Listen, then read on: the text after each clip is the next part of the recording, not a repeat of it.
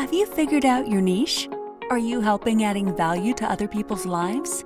Then you're in the right place. Welcome to Munira's Musings with your host, Munira Zahabi. Greetings from Chicagoland. This is Munira. How are you, everybody? It's another day with Munira's Musings, and we are here with another fantastic guest who is a nurse by profession and lives in Indianapolis. Welcome, Tina Baxter. How are you? I'm doing great. Thank you. Thank you for having me. Thank you. So this show is about touching people's lives. This show is about figuring out what floats their boat, right? And what is it that you have accumulated in your journey, the skills, the experiences you've accumulated in your journey, and what are you bringing to the present? So Munira's Musings has started because of curiosity, and we are now in our 6th season. I am the niche navigator, and we help people figure out how to float your boat. So without further ado, let's talk to Tina Baxter. Tina, welcome to Munira's Musings. Thank you. Tell us a little bit about yourself. Well, I am a nurse practitioner. My background is gerontology, older adults, in both the primary care setting and psychiatry setting. And I started out working as a CNA in the nursing home. So I was a volunteer growing up in the nursing home, and I found that I liked being around older adults. And so when I started my nursing career, I discovered 2 passions: talking and listening to people, trying to figure out how they got to where they are, and then helping them to get better. And so that's where nursing came in. It was just, I remember my first day in class and I realized I had found my tribe. That was where I needed to be. Okay, so you've been a nurse 30 years now, should I say approximately? About 25 years. Mm-hmm. Perfect. Okay, so you just started out volunteering and it has become a passion for you. You've grown up the ranks, so you became a CNA into nursing, were you a bedside nurse? I was. I worked at the hospital. Psychiatry was my very first nursing job out of nursing school. And so I worked on the psychiatric unit at Baltimore Memorial Hospital and became charge nurse on the second and third shift. And I really found that talking with my patients and understanding, what they were going through and how it impacted their lives. So it's more than just illness, but it was their social situation as well. And it was that information that helped shape who I am and what I like to do. From there, I went on and became a nurse manager. I was a supervisor in a psychiatric unit. And during that time, I decided to go back to graduate school and became a nurse practitioner and a nurse educator. So I have a master's in nurse education as well.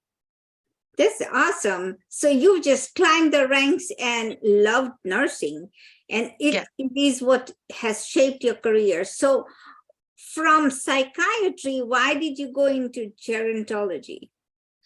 Well, I was taking graduate school as a nurse practitioner, and I started in the family program.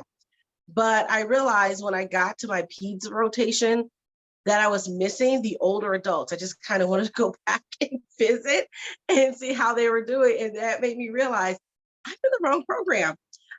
So I switched to gerontology because that's my passion and my love. Older adults have such a rich history and lived experience. And I think that as society, sometimes we forget that they are people that have lived lives and they have so much to give even yet. So I really enjoy working with that population. That's amazing. Thank you so much for sharing that. So why nurse practitioning? Why did you just keep going? I mean, most people are just happy with a 9-to-5 job. They just, and or nursing hours, maybe 12-hour shifts, and they're 3 on and 4 off and things like that. But why did you keep going? What drove you? I wanted to make a bigger impact. I wanted to understand more about the process and what they were going through, the disease process, and how can we change those things. And I also knew that as a bedside nurse, eventually I was going to get older and wouldn't be able to do the heavy lifting and all the stuff that I had to do when I was a CNA and a bedside nurse. And it afforded me the opportunity then to, I guess, play on a bigger stage, have a bigger voice in healthcare and healthcare policy, and to really impact the profession. And so that's one of the reasons why I chose nursing education and then got my postmaster's as a nurse practitioner.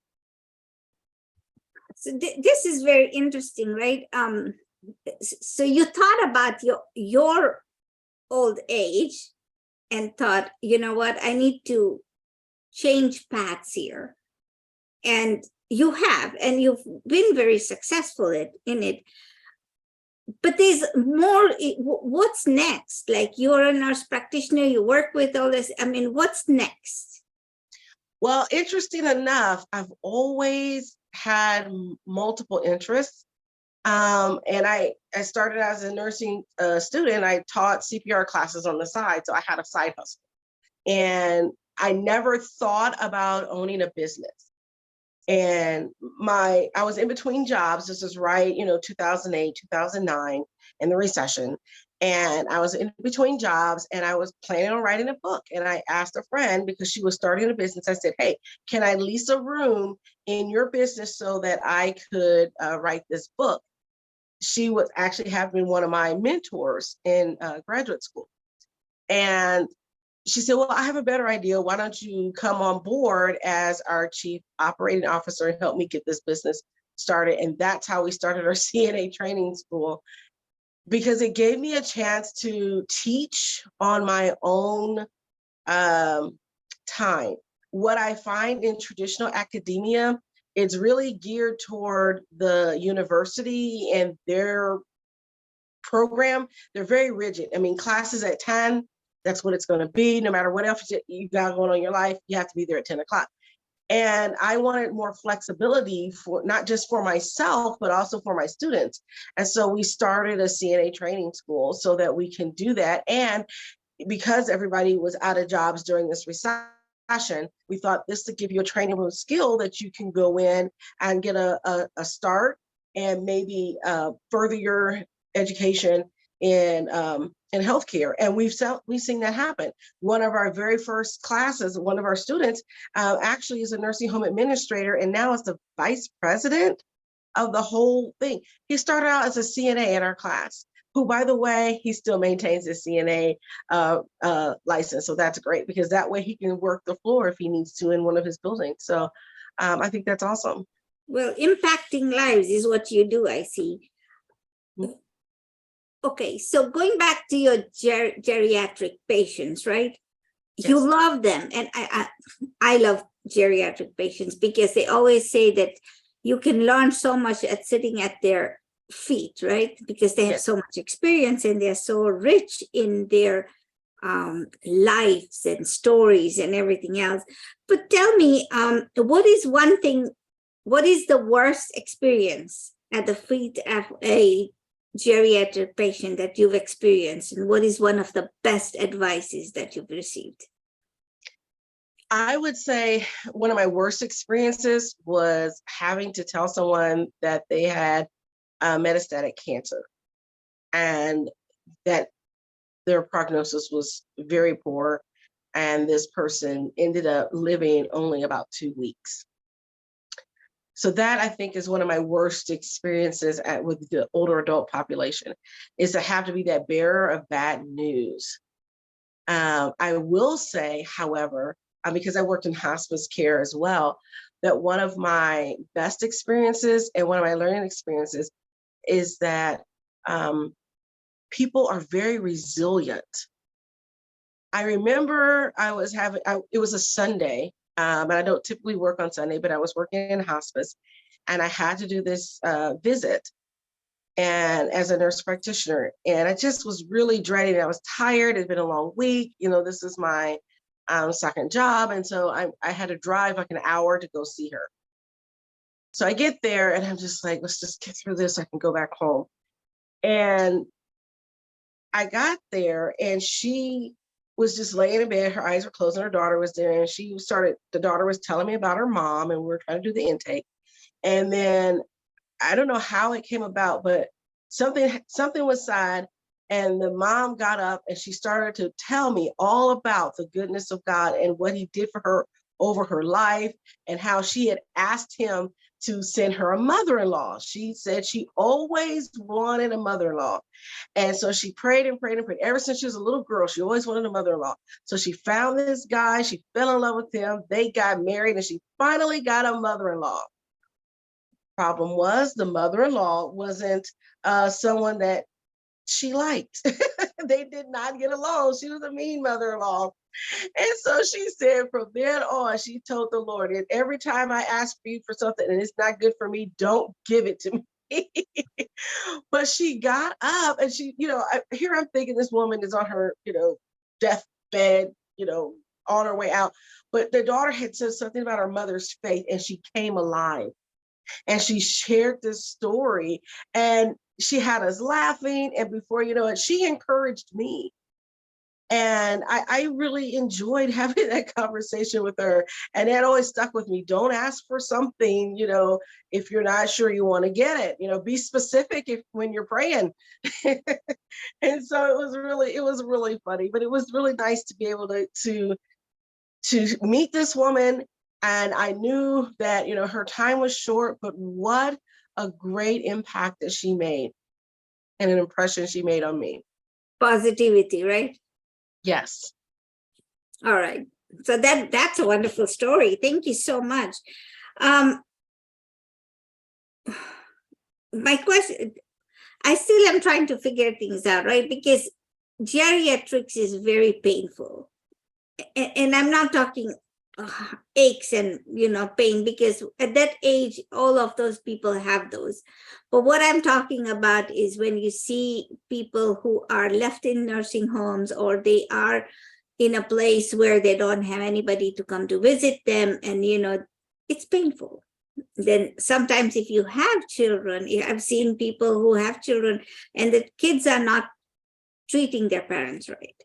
Mm-hmm. So what do you do in those situations?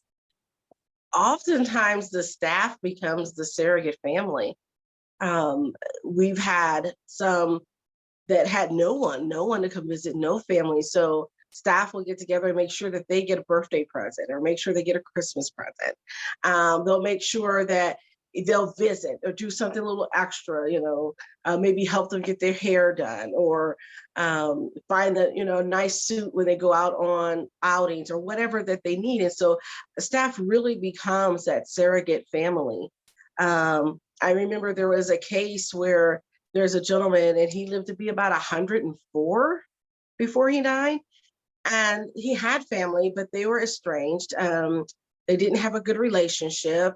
There, in the past, he had been an alcoholic, and he was a drinker, and he had been sober for several years, but the damage to the relationship had been done. Family never visited, but the staff became his surrogate family. And so we've had memorials for people, and the other residents would attend for them. So, sometimes you don't have family. The saddest one is a lady that didn't have any children. She may have had a niece that lived far away. And so she really had no one. She never had children. She had gotten married, her husband had died. And she was alone, but she had dementia. And when she first started on her journey with dementia, she was very angry and bitter.